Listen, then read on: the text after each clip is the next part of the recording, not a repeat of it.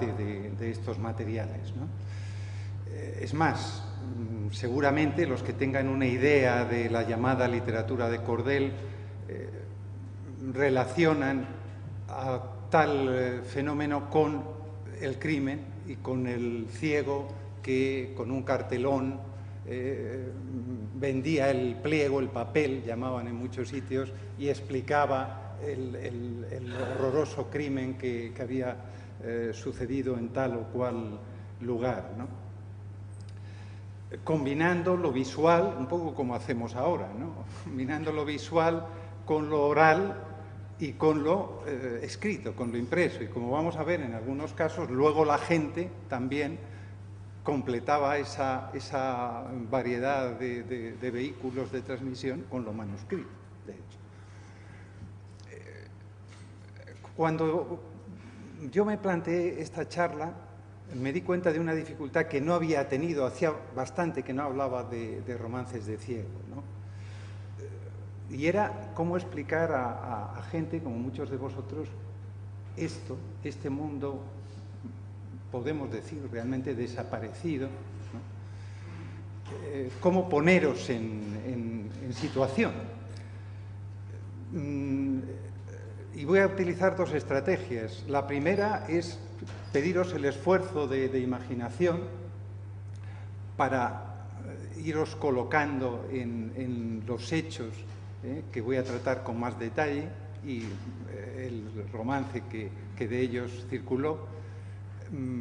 Pediros imaginación para trasladaros al pasado y luego también para identificaros conmigo en lo posible en un pasado más reciente, que es el de los años 80, en el que yo recojo información sobre este crimen del que hablaré, de una manera tangencial, como veréis, porque ya, claro, esos años también están muy lejos.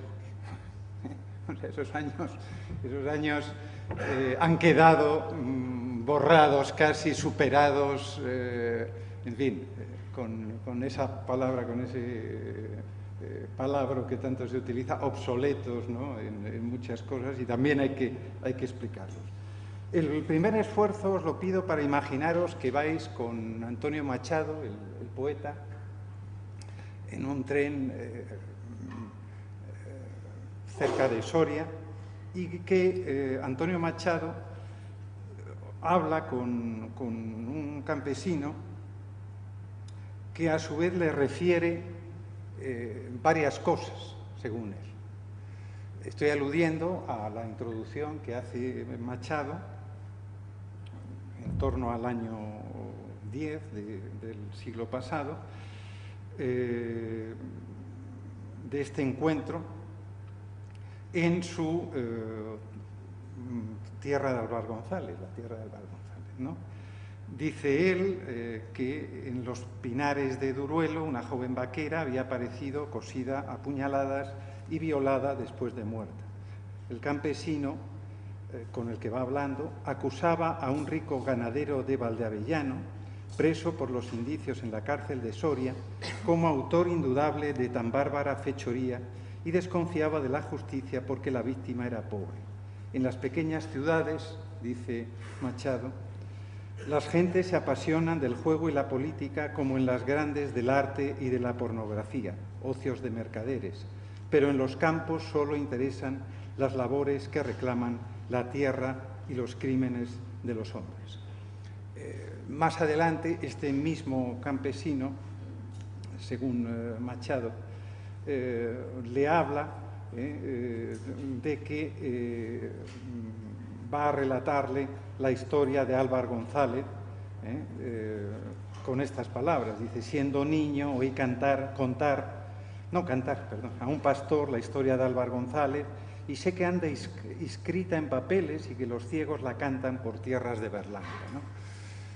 Probablemente todo esto es una invención literaria y seguramente también el personaje. Es más probable, como vamos a ver, que Machado, que no debía de hablar mucho con la gente, a pesar de que su padre había sido folclorista, ni a lo mejor entenderse mucho tampoco con ellos, esa es la impresión que da de su estancia en Soria,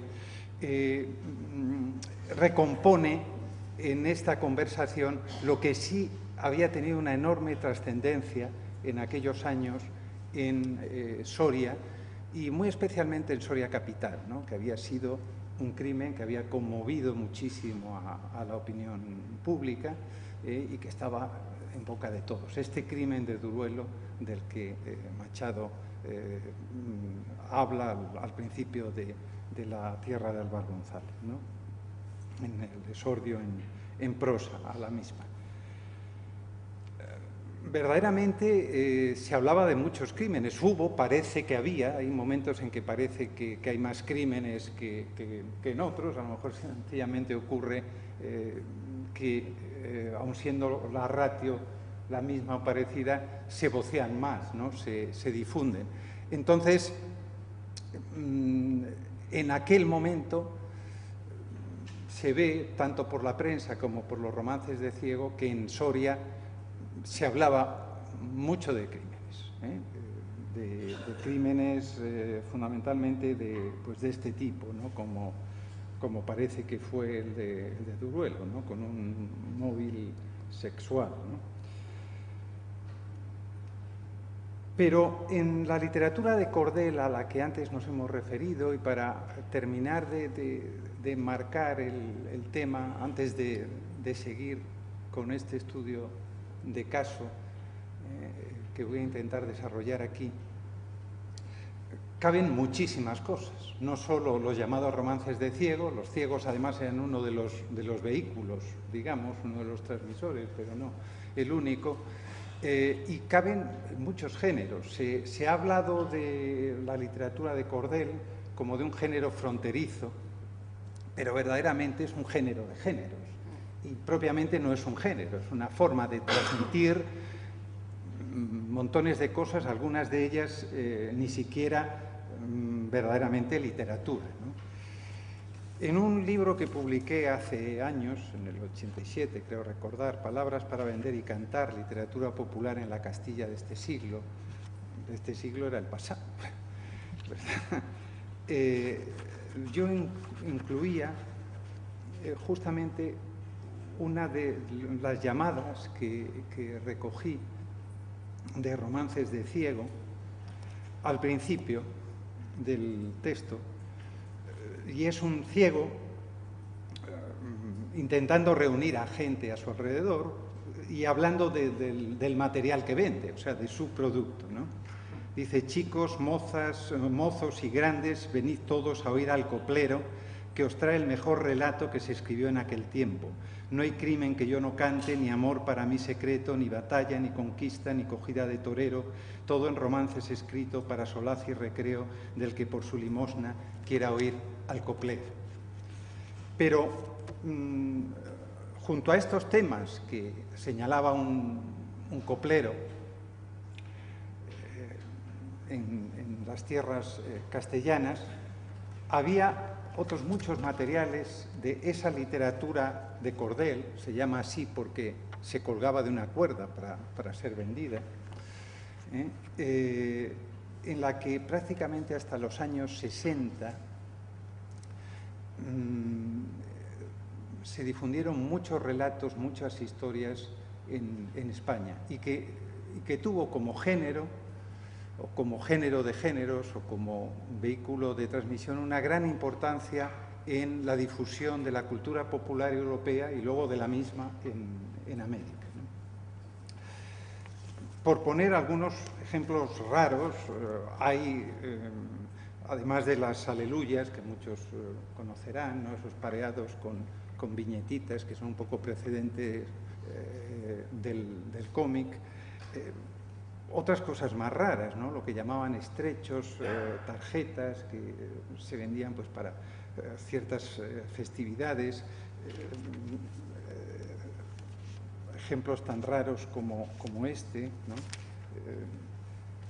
ya impreso en una imprenta de Aurelio de Llano de la calle Rodas en Madrid, que es de las últimas que siguió funcionando, ¿no?, prácticamente hasta la década de los 60, donde vemos cosas que también nos encontramos hoy, ¿no? Los consejos y revelación de secretos del Gran Corán para los caballeros y señoritas que deseen vencer en el amor por el fakir indius, ¿no? Para conquistar al hombre, para conquistar a la mujer, ¿no? Aquí se nos dice pues, lo que tenían que hacer, consejos seguros para los caballeros y consejos seguros para las señoritas de este supuesto fakir, ¿no?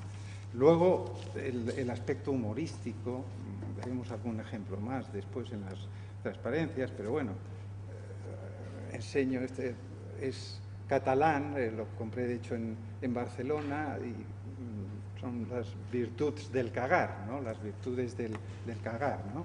En verso, pero de forma pues totalmente humorística.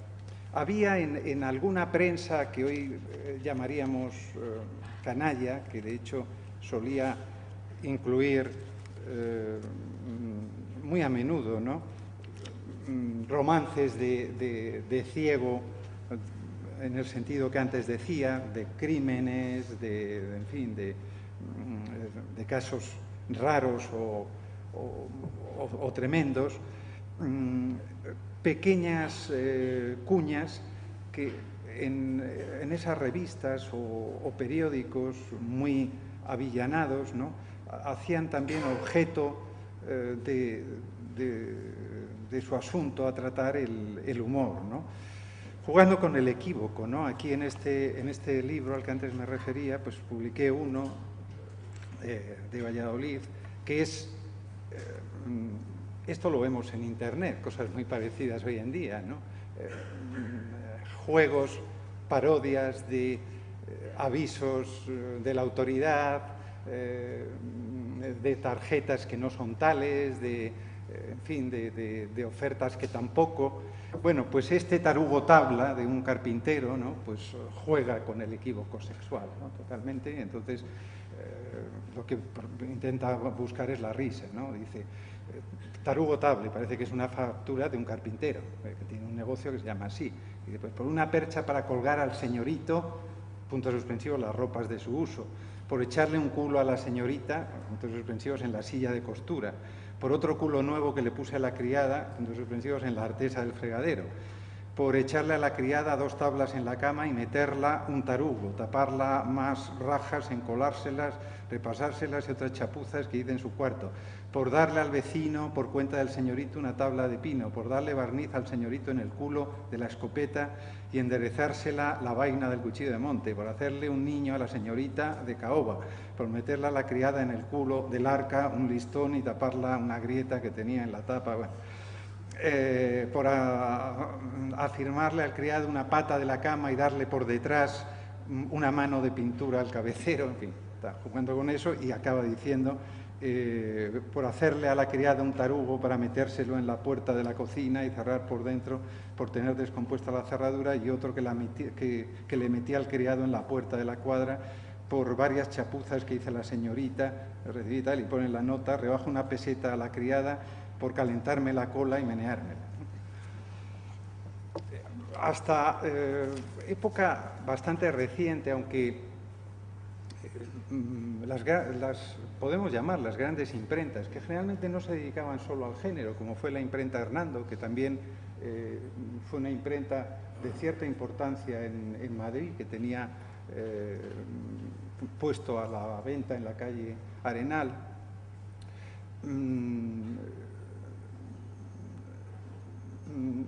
Acaban antes de la guerra, hay otras que continúan, muchas veces jugando con un elemento que se ve que tenía su relevancia para mucha gente, que era, de hecho, el vender letras de canciones que se hacían populares por el cine o por la incipiente industria discográfica, ¿no?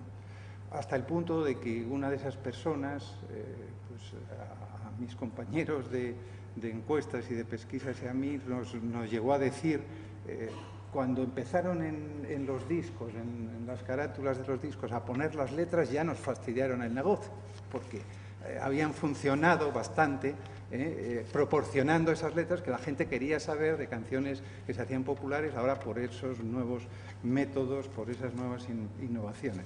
Y así, por ejemplo, pues tengo en mi colección estas canciones que canta Angelillo, ¿no? que Angelillo fue un conocido cantador, muy identificado con la República antes de la guerra, que tuvo que exilarse después, y bueno, pues aquí está en lo que publicaba justamente la imprenta esta de la calle Rodas, a la que antes me he referido, ¿no? de Aurelio de Llano. Pero para darnos un ejemplo, una idea y ver algunos ejemplos, aunque sea de forma rápida, de todo lo que entraba en lo que un ciego podía vender, y también vendían estos kioscos ligados a las imprentas, vamos a ver estas viejas transparencias, donde encontramos romances como el del Conde Alarco, rehechos, que es un romance tradicional, como bien sabe María Jesús, también, o estas nuevas canciones de Gerineldo, ¿verdad? ¿Qué es el Gerineldo que muchos conocerán, no? Gerineldo, mi camarero pulido, que te tuve una noche, 3 horas a mi servicio. La Samaritana, esto se cantaba en la Zambomba de Jerez, una versión oral de la Samaritana. Sí, yo la he recogido oralmente en tierras de Valladolid. San Alejo, el tema religioso, para que veamos todo ese mundo que variado, además de los ejemplos y muestras que ya me parece interesante que comentes también la iconografía. Sí, claro. Ese es otro mundo en el que no vamos a entrar, como los tacos, generalmente de madera de boj, aunque también se hacía de otras, ¿no? Y luego ya en planchas metálicas, ¿no? A lo largo del XIX eran el tesoro de estas imprentas, que de hecho los utilizaban para distintos temas y componían imágenes con varios de ellos. Esta que se parece a lo que os enseñé, ¿no? De hecho son las virtudes del cagar, ¿no? Pero que habla de la universidad de Ensuciame la manga o algo así, en vez de jugando con lo de Salamanca. Diego Corrientes, ¿no? Claro, las historias de bandoleros. Un inciso, aunque sea muy rápido, ¿no? Porque habría tantas cosas que decir, ¿no? Es interesante que se perdió mucho de este material precisamente por cotidiano, especialmente el de los siglos XIX y XX, porque era despreciado por los recopiladores, olímpicamente, ¿no? Y ahí viene quizá la heterodoxia que me atribuía antes María Jesús, respecto a cierta tradición filológica muy respetable, por otra parte, pero que llevó en sus prácticas de campo a que no se recogieran este tipo de romances como cosa vulgar y como cosa que hacía perder el tiempo respecto a los romances tradicionales del verdadero pueblo, y que pintaban a esta literatura pues como un estorbo a la hora de ir a recopilar romances, porque además, señalaban algunos estudiosos, era algo que se había difundido desde las ciudades, digamos, era la peor cultura de las ciudades, dada como alimento al campo, a la gente campesina, ¿no? Y yo llegué a escuchar a alguno de estos recopiladores y estudiosos que por donde habían pasado los ciegos, habían arrasado con la tradición. Y que entonces, bueno, yo no hice caso. Y creo, otra de las cosas que veía ahora, digo, me parece que he sido de los poquitos que en una determinada época que todavía se podía hacer, documenté de algún modo ya no solo el aspecto impreso, sino el aspecto oral de esta literatura. ¿Por qué? Pues porque la otra gente que también se dedicaba a recopilar, por ejemplo, romances o cuentos, no lo hacía. No lo hacía y es más, que así mandaban callar a la gente cuando les asaltaba. Sí, lo hemos hecho. Lo cual a mí me parecía un disparate, porque, claro, convertir lo que es un prejuicio ideológico y estético en una forma de método o de no método, de contramétodo, de excluir antes de recoger esa realidad, estaba falseando un tanto la propia recopilación romancística. Pero ahora me alegro, desde luego, sí, lo puedes pasar. Espera, estas últimas son ejemplos de cómo, pues, como décimas glosadas, como coplas, como jotas, es decir, como géneros musicales, se vendían estos pliegos para que la gente tuviera que cantar. Claro, es muy interesante que estamos ante un tipo de literatura, cuando es literatura, que no siempre lo es, abiertamente otras veces es otra cosa, se transmitía, lo ha dicho muy bien Jean-François Botrel, ¿no?, un gran estudioso, además de buen amigo del tema, que es, él lo dice en francés, que queda mejor, ¿no?, entre dos, ¿no? Es decir, que es una literatura entre lo escrito y lo oral, entre lo impreso, yo diría entre tres, entre lo impreso, lo manuscrito, lo oral y a veces lo visual, cuando el cartelón hacía acto de presencia y el ciego lo utilizaba para ir explicando el crimen. Bien, pues volviendo ahora, hecha esta introducción mínima al asunto que más me ocupa, voy a hablar de esos crímenes. Hay un crimen como es el de Valdenarros, con el que yo ya me topo a principios de los 80, en realidad el año 80 todavía, en un pueblo cercano a Valdenarros, en Valdealbillo, me hablan, una persona que además era de Valdenarros, de ese crimen cometido pues por un novio a su novia, que el día de carnaval pues habían tenido esos problemas, ¿no? Algo muy frecuente en romances de este tipo, esto de que el novio celoso, bueno, y más allá, sigue siendo bastante frecuente, por no decir demasiado. En la actualidad, pues directamente había matado a la novia, luego en este caso se había querido suicidar, ¿no? Algunas de las cosas más llamativas del romance de Valdenarros es que en uno de los puntos, cuando el hermano de la víctima le pregunta, en cierta versión, supuestamente el asesino le contesta como quien picaba berzas, he hecho lo que quería, ¿no? Bueno, tremendo, ¿no? Sin duda para hacer que la gente sintiera más odio. Luego hablaba también el romance de que le cruzan por el puente que hay en el pueblo, la Guardia Civil, y dicen que lo llevaban atado de pies y manos y que la gente gritaba que tiren a ese malvado. La persona que me lo comunicó, que lo había oído de ciegos, como muchos de estos romances, ¿no?, pues me dijo que eso no era así, que pasaron tranquilamente y tal. Hay cosas de los romances que no son verdad, hay otras que sin embargo son muy ciertas, y es lo que voy a intentar destacar del romance del crimen de Duruelo, que vamos a ver que hay cosas que parecen fórmulas del género, que parecen exageraciones, sin embargo se ajustan muchísimo, por no decir puntualmente, a la verdad de lo ocurrido. En Soria pude recoger bastantes materiales de una imprenta, que era la de V. Tejero, pero curiosamente, tanto este romance de Valdenarros como el romance de Duruelo, en el que me voy a centrar, no son romances que haya encontrado entre los materiales que yo pude rescatar de esa imprenta. No sé si fueron directamente orales, lo dudo, o simplemente pues no he encontrado ni conozco versiones impresas, ¿no? Los crímenes, como decía antes, hasta época en que ya se empieza claramente a confundir con la información de los periódicos y periódicos especializados en ello, fueron tema central de esta, vamos a llamarle, literatura, ¿no? Este es el crimen cometido contra una mujer que trabajaba en una fábrica de galletas en Aguilar de Campoo.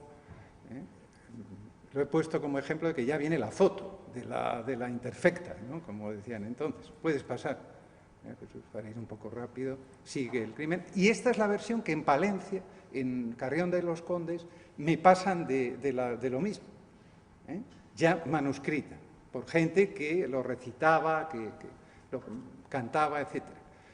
Esto, en varios de los ejemplos que tengo de Soria, es muy común. O sea, tengo ejemplos manuscritos, impresos, orales. Y otros, como decía, no. Puedes ir pasando. Este ya es el crimen de Duruelo. Lo podemos mantener, creo, ¿verdad? Porque veo mal, pero pone Crimen de Duruelo, las dos versiones que se complementan, ¿no? Y que una me es pasada por escrito y la otra me la canta una persona. Bien,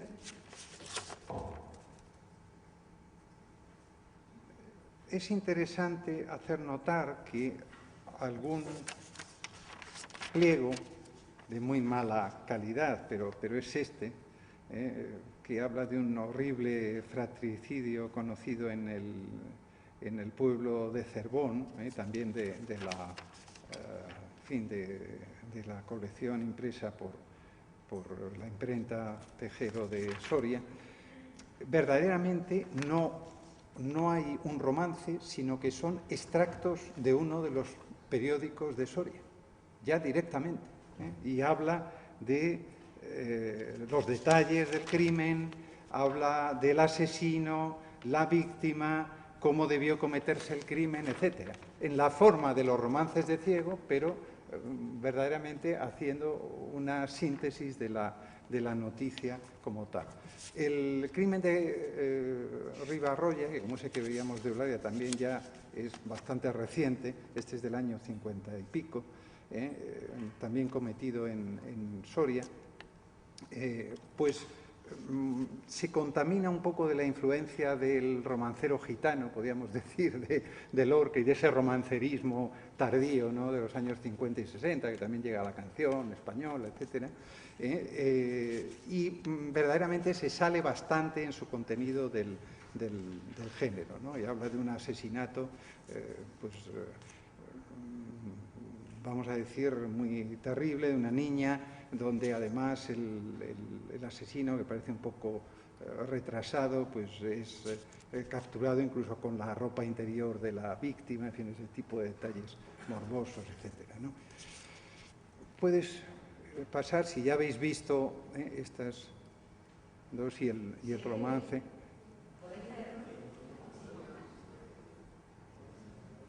Este es la parodia. Bueno, me iba a referir a ella. Si queréis la leemos, pero es que es muy larga la parodia, pero se puede leer un poquito, si no, ¿verdad? La incluyo, es de un crimen no ocurrido, realmente. Y lo que interesa de este ejemplo, que también me llega oralmente y también me llega por escrito, es, y de una persona muy mayor y de una persona muy joven, curiosamente, es que resume el repertorio, pero sobre todo la retórica, las claves estilísticas del género de romance de Ciego y romance de Ciego de crímenes, ¿no? Parodiando el propio género, ¿no? Porque dice, les voy a contar a ustedes un crimen que ha pasado en el pueblo Pancaliente, provincia de Tortafría. Hombres, niños y mujeres, todos pueden escuchar para que se enteren bien de lo que voy a contar. Esto que voy a contar no es fácil que haya pasado, pero hay que vender las coplas solo para sacar los cuartos. Yo creo que a dicho pueblo nadie lo conocerá, es una gran población, 12 vecinos tendrá. El 39 de junio, que por supuesto no existe, entraron 4 ladrones para matar y robar en casa de unos señores. Ya que empieza la tragedia en esta primera parte, tal. Hace incidencia un poco en todos los recursos, como era esto de vender una primera parte, una segunda parte, de rehacer viejos romances que tenía el quehacer del Ciego, ¿no? Del transmisor de la literatura de cordel, que a veces era autor también, porque podía hacer él los poemas, darlos a una imprenta y venderlos. En ese caso también está documentado. Seguimos. Sigue esto, sí, es un poco largo hasta el final. Hay un horroroso crimen que señala algo bastante interesante, ¿no? Al final se dice, este es de Salamanca, y dice lo siguiente: aquí termina la pluma y no puede contar más, se venderá la sentencia el día del juicio oral. Bueno, fue costumbre documentada ya en el siglo XVI, dice Maricruz García de Enterría, que los ciegos tuvieran el privilegio de recibir las confesiones hechas a la justicia por los criminales condenados a pena de muerte, de modo que las versificaran, imprimieran y vocearan para escarmiento de todos. Sigue diciendo García de Entarría que de aquí pudo derivar la forma autobiográfica que tuvieron los romances o jácaras de valentones y rufianes, aunque las jácaras en general no tuvieran un final definitivamente negativo y condenatorio para el jaque que podía escribir sus hazañas simplemente desde la cárcel.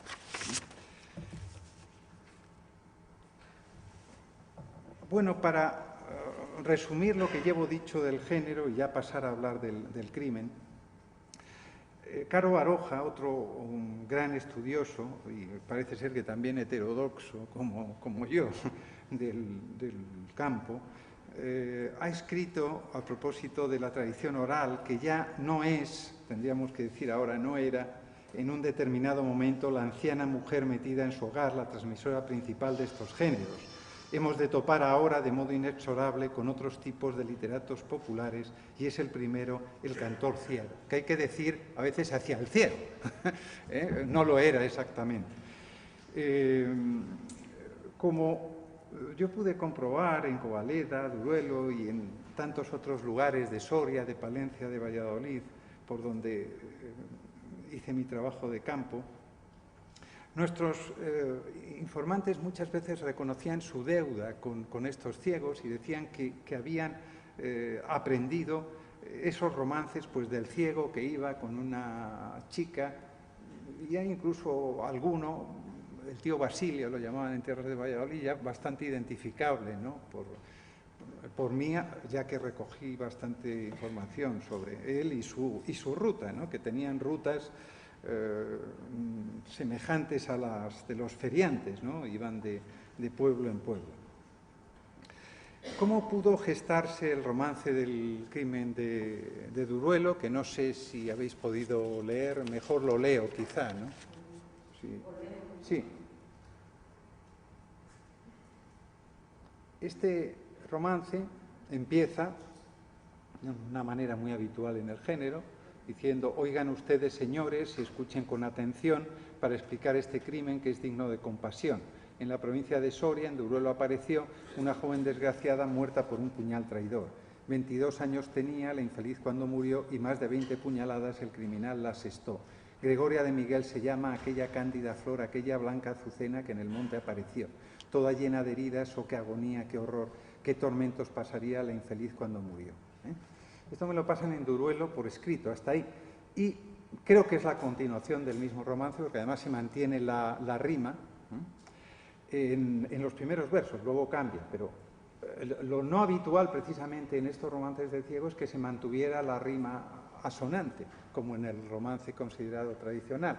Era más corriente que fueran cuartetas en las que iban cambiando las rimas, ¿no? Y dice la versión siguiente que me comunicó Rioja de Miguel: llena de heridos su cuerpo y en las manos de un traidor, entre gritos lastimosos, entregó su alma a Dios. Cuánto la pobre estaría peleando por su honor para defender su honra y de nada le sirvió. Qué criminal, bestial, bruto. Ahí tuve que reconstruir un poco, pero no estaba claro lo que se me decía.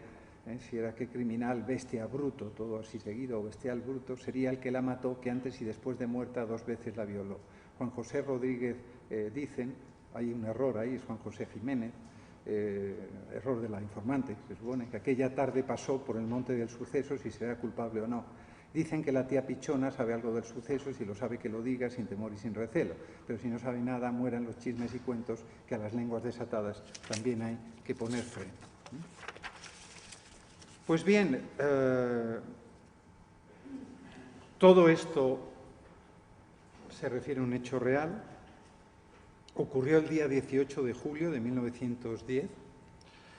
El cuerpo de la víctima no apareció hasta el 19. Fue detenido como sospechoso Juan José Jiménez, de 21 años entonces y vecino de Sotillo del Rincón, no de Valdeavellano, como decía Machado. Jiménez era de una familia de ganaderos acomodada que se dedicaba a la trata de ganado. Se vio sobre todo acusado por las declaraciones de la niña Ana o Ana Susana de Miguel, de 9 años entonces, que era sobrina de la víctima, a la que acompañaba cuando ésta desapareció. Gregoria tenía 23 años, no 22 cuando fue asesinada, pero vemos que hay bastante veracidad en todo lo que el romance decía. Curiosamente, la persona que me informa de la segunda parte es esa niña, pero yo entonces no lo sé. Sí que la veo muy conmovida cuando me comunica el texto y de una manera no fingida. Y después voy recomponiendo toda la historia a la que algún día me gustaría volver, ¿no? Porque luego he ido reuniendo materiales, por ejemplo, de los periódicos, ¿no?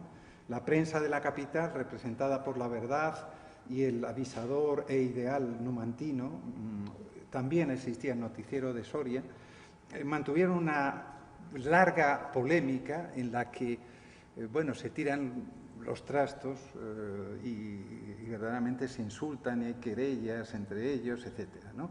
Porque el Avisador numantino muy pronto toma parte, digamos, por el acusado, diciendo que, bueno, que era de una familia impecable, tal, entre otras cosas, que de una conducta intachable, no sé qué, se personan incluso como acción popular, pero que en realidad, como denuncia La Verdad, que es el otro periódico, está actuando a favor del acusado más que de los otros, y hay otra acción popular promovida en el pueblo de Duruelo. El redactor de La Verdad ataca muchísimo a este pasteleo del Avisador numantino, que era el periódico, digamos, más del establishment soriano en ese momento. Releyendo todo, uno verdaderamente no sabe qué pensar, pero ve con claridad que hay algo más, ¿no? O sea, que en el caso del crimen, sobre todo de la opinión encontrada que tiene Soria en general, la provincia, pero muy especialmente la ciudad, están jugando otros factores, ¿no? Quizá de clase, quizá de revancha, quizá de tipo ideológico, porque muy pronto se empieza a decir esto, ¿no? Que por parte de la prensa, hoy diríamos amarilla, de La Verdad, ¿no? Que el acusado está siendo protegido por ser quien es, ¿no?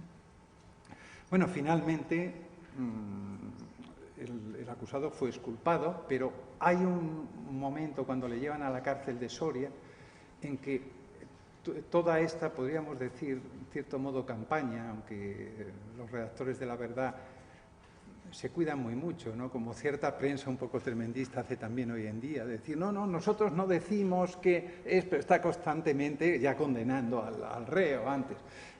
Intentan cuidarse y curarse en salud, pero cuando llega a la cárcel de Soria, parece que en Duruelo no ocurrió eso, la gente verdaderamente quiere lincharlo, y tienen los guardias que sacar los sables, etc., ¿no? Andando el tiempo, yo también encuentro un texto que ahora veremos. Déjalo ahí porque también voy a hablar de este que se ve muy mal, el texto.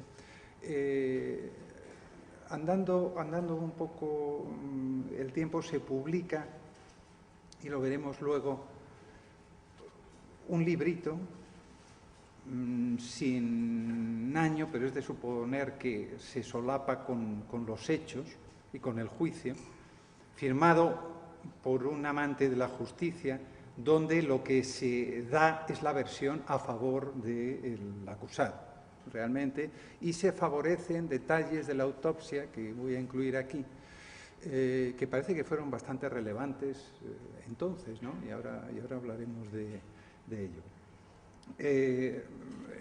En otros crímenes, ¿no? como este de la mujer fatal, ¿no? De un pueblo de Zamora, pásalo porque además se ve muy mal. Lo he incluido como ejemplo de esos crímenes en que la mala es la mujer, por así decirlo, que insta a su amante a matar al marido y a los niños. que es la otra parte. Los de Soria que conozco fundamentalmente son asesinatos del tipo que antes decía, contra jóvenes o contra niñas. Ahí tenemos ya la autopsia, ¿verdad? En esa autopsia, bueno, se dicen muchas cosas.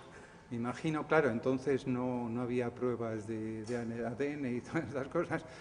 Muchos de vosotros como criminólogos modernos, aspirantes a serlo, pues supongo que encontraréis chuscas algunas de las cuestiones que ahí se dicen, o quizá no tanto, ¿no? Como que parece, según los expertos, los técnicos forenses, que la víctima tenía bastante abundancia de semen. Pone ahí en los generales, pero indudablemente es en los genitales, ¿no? Y es una errata curiosa. Entonces llegan a la conclusión de que es difícil que un hombre lo haya hecho.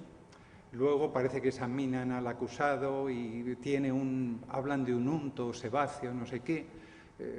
Bueno, parece que es un elemento que se tiene pues, en la punta de ese sitio cuando no se ha practicado sexo durante bastante tiempo, pero que es difícil que se tenga si acababa de hacerlo y tal. Y luego hay unas diatribas sobre si desaparecieron las alforjas que tenía, sobre si se había limpiado o no se había limpiado, tal. Bueno, la versión que se da, tengo que decir que, claro, parece que no quedan actas del juicio porque se quemó en la guerra buena parte de los archivos en Soria, judiciales. Entonces, la autopsia, hasta donde yo he podido saber, queda salvada en esta versión que es de segunda, si es intencionada, ¿no? Pero que debió de tener bastante importancia para que fuera exculpado el acusado. Aparte de que no encontraría el juez que había pruebas del todo concluyentes, ¿no? La versión a favor, y que aquí os traslado, y tengo mi documentación a vuestra disposición, porque es un crimen no resuelto, ya que el culpable salió inocente, pues va en el sentido de que este acusado, Juan José Jiménez, pasaba por allí, pero no tuvo que ver con el asunto. Y luego otras propuestas, hay algunas un poco rocambolescas que el avisador numantino, a pesar de ir de prensa moderada, plantea, ¿no? Y de las cuales la verdad se ríe bastante, ¿no? De un posible quinquillero o quincallero que hubiera estado por allí, que luego se habría ido a América, pero que pudo ser, en fin. O otra versión que supone que es gente del pueblo la que en realidad mata a la chica, entre ellos su novio y otros del pueblo, y que a lo mejor ya versiones mucho más novelescas, ¿no? Sí había quedado con este acusado que dijo no conocerla, pero a lo mejor habían quedado en un lugar que se llamaba Cueva de Pollatas y la matan después o cuando va a encontrarse con este joven, ¿no? Bueno, hay para muchas novelas, hay material para reconstruir, sin duda, toda la historia desde muchos prismas, pero me quería yo centrar, ya que otro de los temas de este curso es el de la justicia del lenguaje, en los aspectos estilísticos del romance, oral, como lo he recogido, oral manuscrito, no tengo, ya dije, versión impresa, sobre todo para señalar la eficacia, ¿no? del mismo, la eficacia narrativa. Bueno, si quieres, eres una ayudante ideal, verdaderamente. Si quieres, pon el texto del crimen de Duruel.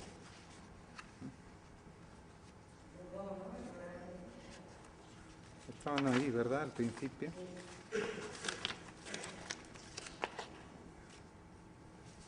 Bien. Yo creo que se podría hablar de una técnica de zoom, ¿no? Y además muy interesante, que de alguna manera da una visión de lejos y una visión de cerca, o si queremos decirlo de otra forma, una como pretendidamente objetiva y otra mucho más subjetiva, una a distancia y otra cercana, ¿no? Porque dice, les voy a contar a ustedes un crimen, bueno, eso es formulaico. Ah, no, estoy en el otro, perdón. Oigan ustedes, señores, da lo mismo, era esa parte que hace esa llamada, en efecto, de fórmula a los posibles oyentes y potenciales clientes, ¿no? Y escuchen con atención para explicar este crimen, que es digno de compasión. Pero rápidamente ya el foco sobre el caso y el lugar, ¿no? En la provincia de Soria, en Duruelo, apareció una joven desgraciada muerta por un cuñado traidor. 22 años tenía, va acercando, la infeliz cuando murió, y más de 20 puñaladas, el criminal la asestó. Datos. Gregoria de Miguel se llama aquella cándida flor, aquella blanca azucena que en el monte apareció. Acerca, y nos acerca, nos implica. Toda llena de heridas, oh, qué agonía, qué horror, qué tormentos pasaría la infeliz cuando murió. Lleno de heridas su cuerpo, otra vez parece que tenemos un plano más general, y en las manos de un traidor, entre gritos lastimosos, entregó su alma a Dios. Cuánto la pobre estaría peleando por su honor para defender su honra y de nada le sirvió. Y ahí ya, digamos, se calienta el narrador, qué criminal, tal, sería el que la mató, que antes y después de muerta 2 veces la violó. Esto, según las autores, además, es rigurosamente cierto también, como lo es todo, o sea, como lo son las puñaladas, aunque pueda parecer una exageración, como lo son las violaciones, en realidad hay una gran veracidad, además de verismo, en el romance, que podría parecer pues un romance de ciego más. ¿Qué cosas está contando? No. Juan José Rodríguez, ya he dicho que era Jiménez, dicen que aquella tarde pasó por el monte del suceso. Y es curioso que aquí el narrador verdaderamente se coloca en una situación bastante neutral, ¿no? Pasa a hablar de los rumores, de la repercusión que está teniendo en la gente el crimen. Y habla de ello con distancia. Yo, en un primer momento, pensé, si en la medida que podía ser identificable con alguno de los ciegos, de hecho, en los relatos, además, se habla también de un ciego que había pasado por allí con un lazarillo, tal y cual. Pues podía ser una versión, digamos, casi a pie de crimen. Ahora me inclino más bien por pensar que no, porque la referencia que hay a la tía, esta llamada Pichona, que podía parecer pues un mote local y por lo tanto una cierta familiaridad con el pueblo, en realidad estuvo en boca de todo el mundo, porque era una señora que dijo una cosa así como críptica, que a veces decía la gente en los pueblos, ¿no? Decía, pobre Gregoria y tal, que también decían, ¿no?, en el pueblo, que era muy guapa, de todo esto, se libró de 2, pero con el tercero cayó, ¿no? Una cosa así críptica que no se sabía, ¿no? que todo el mundo le preguntó, bueno, ¿qué sabe usted? Que la llaman a declarar y tal, y parece que no sabía nada. Ella, no, efectivamente había ido, había estado en el trayecto, pero nunca dijo que había llegado a ver a este. Sí, unos carreteros que llevan a la víctima cerca, se baja la víctima y deja a la sobrina, lo cual para mí me indica que quizá puede haber algo de verdad en eso de que había quedado con alguien, porque dice que iba a recoger algunas vacas, pero bueno, parece que se va hacia esas cuevas. Y la niña es la que más acusa, la niña de 9 años, la que luego me canta a mí, canta, recita, es la que verdaderamente acusa. Dice haber visto pasar a alguien a caballo en el momento que se acercaban a ese punto, etc. Pero la propia niña, que tenía 10 años, se contradice en algunas cosas y, bueno, pues su testimonio parece que al final no es demasiado tenido en cuenta, ¿no?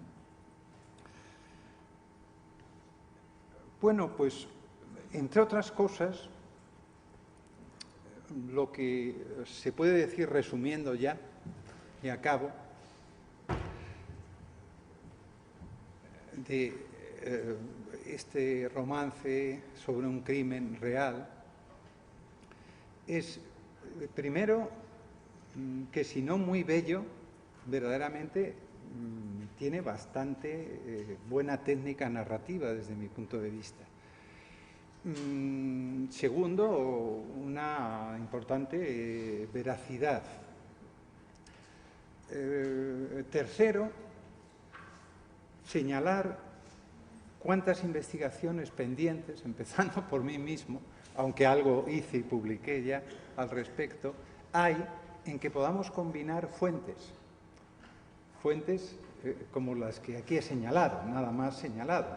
Está todo lo publicado en La Verdad, en el Avisador Numantino, está el material que yo recojo oral, quizá lo más valioso en este momento, por raro, si no se hubiera perdido realmente al fallecer estas personas, y que da idea de la popularidad del caso. Está lo manuscrito del mismo romance. Está la mención de Machado al crimen. Bueno, en realidad hay para un libro. Hay para un libro y señalar muchas cosas y algunas finales sobre las que querría poner el énfasis, ¿no? Para juntar los mimbres y señalar un poco una vía de trabajo, yo creo que interesante, ¿no? En un curso, para un curso que habla o debe tratar, versar de arte y crimen y de justicia del lenguaje, ¿no? El interés de estas creaciones, por muy despreciadas que hayan sido, esta juglaría degenerada, ¿no?, como la llamaban algunos de los ciegos, la importancia del arte ya señalada por muchos autores, ¿no?, para fijar, para dar cuenta de aspectos jurídicos e incluso conformarlos, ¿no?, porque vemos que en los romances de Ciego ocurre un poco como en las tragedias griegas, ¿no?, que hay un componente ahí importante de ley muchas veces, ¿no? Lo que se puede hacer, lo que no se debe hacer, lo que es del todo inadmisible o podría medio permitirse, o, en fin, o lo que es un cuestionamiento de la propia ley, ¿no? Por ejemplo, en algunas tragedias de Eurípides. Pues en los romances de Ciego, guardando las muchas distancias, pasa algo semejante, ¿no? Muchos de ellos, que sí pueden ser reflejo de una visión bastante conservadurista. Claro, esto que se ha idealizado como pueblos tradicionales no era tan bonito, no era tan maravilloso, ¿eh? Lo que están diciendo muchos de estos romances es, si eres mujer y tal, mucho cuidado con engañar al marido, mucho cuidado con salir tal, mucho cuidado con esto, con lo otro, todas las prohibiciones, todos los tabúes. Pero también en los propios romances de Ciego a menudo se cuestiona la propia norma, y esto también es interesante, ¿no? Y especialmente cuando entra en juego el amor. A menudo el autor o el cantor plantea que el amor lo justifica todo, por así decirlo, ¿eh? Y eso ya es salirse un tanto de ciertas normas, ¿no? De manera que hay en todo este material cantidad de preguntas que uno puede hacerse, muy especialmente, y espero haberos dado pues solamente un apunte de ellas, en torno a los crímenes, que no son puramente papelillos hechos para vender, estaban también advirtiendo, señalando, dando versiones en un sentido o en otro, o manteniendo la imparcialidad, y proporcionando en definitiva una visión del mundo a la gente que consumía estos materiales, ¿no? Hoy en día, vuelvo a lo del principio, y recuerdo las palabras de Machado, ¿no? Este mundo parece definitivamente periclitado, ¿eh? Y lo que Machado decía, ¿no?, de que solo interesan en el campo las labores que reclama la tierra y los crímenes de los hombres, pues evidentemente no es así. Quizá sea bueno que no sea así, pero también hay que ver la otra parte, y es la reflexión que os propongo, ¿no? Todo lo que ha cambiado, lo que ahora a mí me preocupa más, ¿no? Y si miro hacia atrás, como he tenido que hacer estos días, ¿no?, al preparar la charla, bueno, aparte de que me produce un cierto vértigo todo el tiempo que ha pasado desde que yo era un personaje más de esto, preguntando en los pueblos, hablando con la gente, reconstruyendo casi inevitablemente historias que en principio creía que no me interesaban, pues veo que ha habido cambios que han hecho el mundo quizá absolutamente diferente, ¿no?, en algunos aspectos. Y esos cambios tienen que ver con esto malo que señalaba de los pueblos considerados tradicionales, y por ello por algunos que veían en lo tradicional la Arcadia pues algo perfecto, algo de edad dorada. No, era muy terrible la presión que se ejercía, ¿no?, sobre la gente y sobre las mujeres especialmente. Pero, claro, también pensemos en lo que se ha perdido o hemos perdido. ¿Qué hemos perdido? La gente sabía en dónde estaba, sabía de dónde venía, sabía que había habido gente antes de ellos. No son los grandes relatos, como ha dicho algún teórico, lo que se quiebra, ¿no? Ni menos el fin de la historia. Son los pequeños relatos los que en estos 30 años se han visto más afectados. La gente ya casi no se cuenta a sí misma en compañía de otros, no se narra. Vivimos entre no lugares y no tiempos, porque el tiempo que vivimos es instantáneo. Entonces casi no hace falta la memoria para ligar lo uno con lo otro, y casi hay una quiebra de los relatos, aunque afortunadamente no del todo. Y digo, menos mal que no del todo, porque pocas cosas hay más humanas que el relato, el narrarse. Para mí es lo que identifica verdaderamente a lo humano, al hombre y a la mujer, dentro de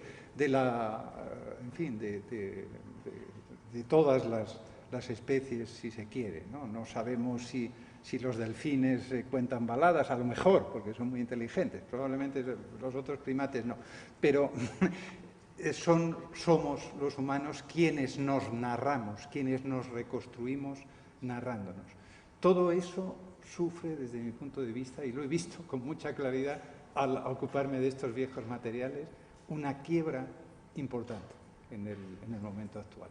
Pero bueno, hay documentos para reconstruir historias, hay testimonios orales, entre otros estos recogidos por mí, y si uno se pone, podría hacer un libro sobre el crimen de Duruelo, se podrían escribir varias novelas, etcétera. Hay mucho que contar de aquellas tensiones de la Soria de principios de siglo, ¿no? Todo ese mundo que Machado vivió. Pues muchas gracias. Si hay alguna pregunta.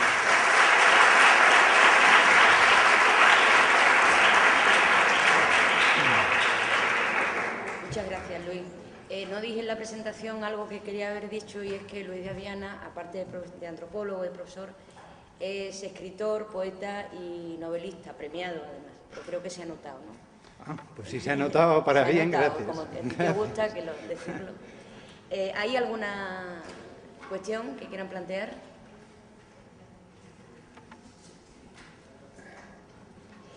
Yo creo que a los juristas les interesará una cosa que tú has mencionado, que a mí me ha resultado muy curiosa, que es has hecho mención, me parece, a un documento de García Enterría en el que sí, da fe de que los ciegos no sí, podían sí, quedares con las sí, declaraciones de los reos sí, sí, de la Inquisición a partir del siglo XVI para montar a partir de ahí sí, historia.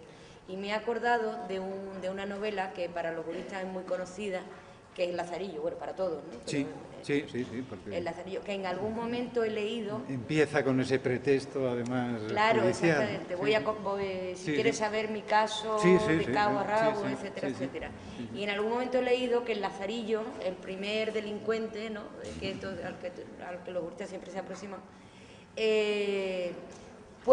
podría ser una reinterpretación, un verter al molde novelesco o al molde epistolar, lo que era en principio una confesión de reo ante la Inquisición, que de alguna manera responde a toda esa fórmula. Creo que Gómez Moriana en un momento dado lo interpreta como una reescritura de una... No sé, se me ocurre que quizás del Lazarillo circularon romances, circuló narraciones de Cordel o de algo parecido. Sí, casi mejor no nos metemos ahí. Porque no, doctores tiene, luego nos llaman heterodoxos, ¿no? Hasta los amigos. Pero no, es verdad que al menos bebe de una manera muy interesante de un molde y de unos recursos que tocan de manera muy cercana ese ámbito de lo popular, ¿no? Hombre, yo creo que de forma bastante sofisticada, ¿no? No sé si me he quedado antiguo también en eso, pero creo bastante en el posible o ya no tan posible o seguro, lo que fuera, autor, como alguien que utiliza precisamente esos recursos para hacer una obra muy intelectual, en el fondo. Pero la forma, indudablemente, podía muy bien ser lo que tú dices, existir. De hecho, existe. Yo como editor, que también lo soy, director de una colección del CSIC sobre fuentes etnográficas, voy a editar o vamos a editar ahora un material interesantísimo que es el de los relatos populares, de ritos y de otras supersticiones, contenidos en las declaraciones a la Inquisición en la Nueva España, en México, ¿no? Entonces, aquello es apasionante también en esta línea que tú estás diciendo, ¿no? De confesiones que podrían ser núcleos de novelas. Otro aspecto que de alguna manera se me ha pasado o que, bueno, podía haber tratado y obviado, como se dice también tanto en los últimos tiempos, el del aprovechamiento artístico que algunos autores hicieron de estos materiales tan desdeñados por los estudiosos desde el XIX. Aprovechamiento que no solo está en Machado, en realidad el aprovechamiento que hace Machado en la tierra de Álvar González, yo diría que es un aprovechamiento tramposo, porque la tierra de Álvar González, como bien señala Ramón Menéndez Pidal, pone en escena y recrea y revitaliza el viejo romance que tanto le gustaba a don Ramón y tal y cual, aunque quiera pasar por romance de ciego. Y lo dice precisamente lamentando Ramón Menéndez Pidal que eso que había hecho Machado no lo hubiera hecho García Lorca, que era aquel chiquito que lo había acompañado en el Sacromonte y tal, que se esperaba tanto de él y tal, pero que se había centrado en el romance de ciego, estaba muy bien, pero se había centrado en esos romances de bandoleros y de bandidos, de esa literatura menor y execrable y tal, ¿no? Bueno, pues hay algunos autores que no lo vieron afortunadamente para nada como Ramón Menéndez Pidal, que son, por ejemplo, Valle Inclán, en Los cuernos de don Friolera, que en realidad juega con un romance de ciego. En este caso, según él, tiene muy poco que ver con la verdad. Bueno, esto es lo que más circula por ahí. Incluso yo lo he querido alguna vez hasta analizar con detenimiento el crimen de Duruelo. Pocas crónicas más veraces, incluso más que lo que los periódicos estaban diciendo en ese momento, que estaban muy escorados hacia un sentido u otro. Y luego está el propio Pío Baroja, tío de Julio Caro, que ¿cómo es? El horroroso crimen de Peñaranda del Campo, obra teatral poco conocida, pero que sí se puso finalmente en los 70 en escena, pues habla de un crimen, no crimen y tal, y utiliza también un poco los tópicos del género y juega entre lo cómico y lo trágico, que eso es haber entendido muy bien el género, porque hay un poco de esto en todos los romances de ciego, no en los más terribles, pero incluso en ellos a veces se deslizan cosas que te pueden hacer reír, estás horrorizado y casi te dan ganas de reír, ¿no? O sea, esto de lo que hablaba Freud también, ¿no? La risa y el terror pueden estar muy próximos en nuestros mecanismos fisiológicos y verdaderamente es así, porque estás oyendo uno de estos crímenes y dice fulanito y tal, pues eso, pues como picando berzas hice lo que quería, joder, qué gracia, ¿no? O, claro, o se despidió de ella y tal con una sonrisa atroz, ¿no? Que te mueve a risa actualmente, ¿no? Pero que te estás riendo y te estás horrorizando, ¿no? De imaginarte la escena. No sé si nos apagan. No, pues, nos dan un aviso. ¿Queréis hacer algún comentario? Sí.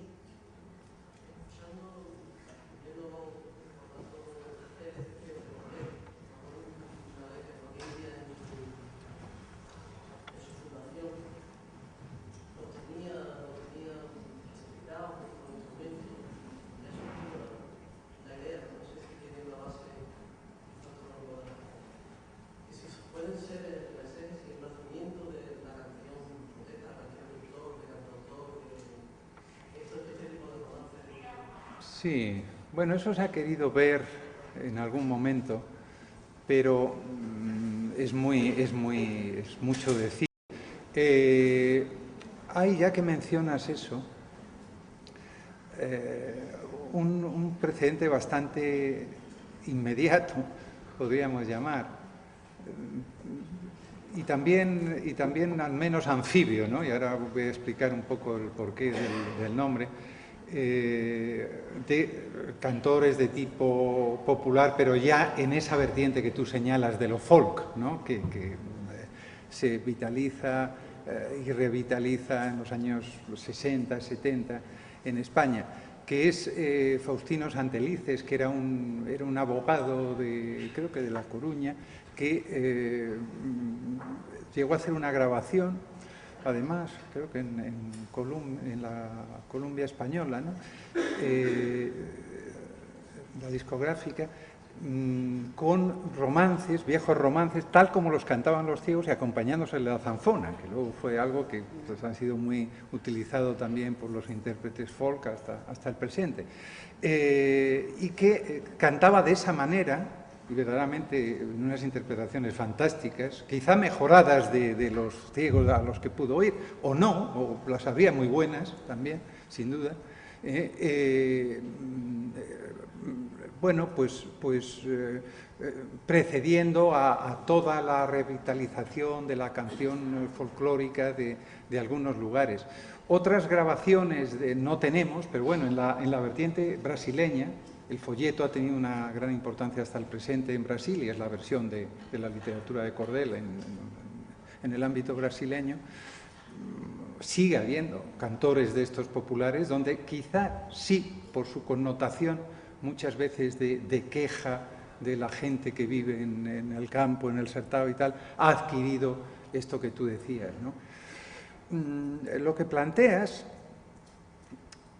que a mí me gusta, pero claro, no quiero abrazarme tampoco esa idea porque sí que hay mucho más y que hay en muchos casos y ocasiones aspectos, como dije, conservaduristas y reaccionarios en la literatura de cordel, pero bueno, digamos que algo hay de ello y desde luego hay mucho más en el oficio de cantor ciego y de cantor coplero de esta literatura popular, considerada como su literatura y tan maltratada, y yo lo llamé en la introducción al libro una poética despreciada, por eso, ¿no? Porque entonces casi te lanzaban anatemas, bueno, casi no, te los lanzaban por ocuparte de esto, ¿no? Entre el mundo de especialistas filológicos, del romancero y demás. Una anécdota que es la de Menéndez Pidal, en un libro por lo demás magnífico, ¿no? Sobre los juglares, ¿no?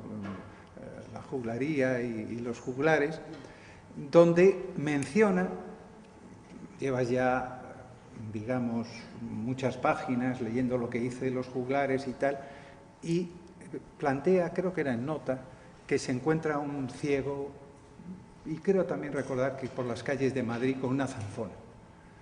Y entonces dices, hombre, don Ramón y tal, se encuentra al juglar. y lo único que se le ocurre es quererle comprar la zanfona. Como él mismo señala. O sea, era lo único que para él tenía de valor. Y claro, a mí me pareció, y lo he mencionado en alguna ocasión, una anécdota de un valor simbólico impresionante, ¿no? Porque señala la ceguera del erudito muchas veces de la que me hago partícipe, ¿no? Yo tuve ante mis narices muchas cosas que ahora me apasionaría investigar y preguntar más.